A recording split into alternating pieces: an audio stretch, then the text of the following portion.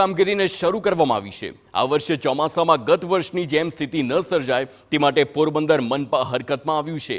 મે મહિનામાં જ pre monsoon કામગીરી શરૂ કરી દેવામાં આવી છે। મહત્વનું છે કે કેટલીક જૂની ગટરો અને સ્ટોર્મ વોટર ડ્રેનેજ પર મોટા પાયે બાંધકામોના કારણે મુશ્કેલી ઊભી થતી હોય છે, ત્યારે નીચાણવાળા વિસ્તારોમાં નવી પાઇપલાઇન ફિટ કરી ટેસ્ટિંગની કામગીરી હાથ ધરી હોવાનો પણ મનપા દ્વારા દાવો કરવામાં આવી રહ્યો છે।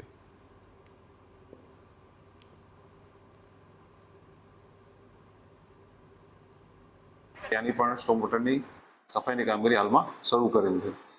બે જે પમ્પિંગ સ્ટેશન છે સિટીની અંદર ગોઢાણીયા અને બિરલા, એમાં ગોઢાણીયાનું ટેસ્ટિંગ હમણાં અમે 2 દિવસ પહેલાં જ કરેલું હતું। પાણી ત્યાંથી નિકાલ કરવામાં આવેલો હતો। રિલાયન્સ મોલ રોડ પર જે પાણી ભરવાની વર્ષોથી સમસ્યા છે, ત્યાં storm water drain pipe drain એ નવી અમે નાખેલ હતી અને તેમાં પણ અમે ટેસ્ટિંગ 2 દિવસ પહેલાં જ પાણી નાખીને કરેલ હતું। તો ગત વર્ષે ભારે વરસાદના કારણે શહેરની મુખ્ય સોસાયટીઓ પૂરગ્રસ્ત બની હતી, જે કારણે રાજાશાહી સાંઢિયા ગટર ખોલી પાણીના નિકાલનું આયોજન કરાયું હતું, જેથી આ વર્ષે ફરીથી પૂરની સ્થિતિ ન ઊભી થાય તે માટે ગટર પરથી દબાણો દૂર કરી ગટરની સફાઈ કામગીરી હાથ ધરાઈ છે।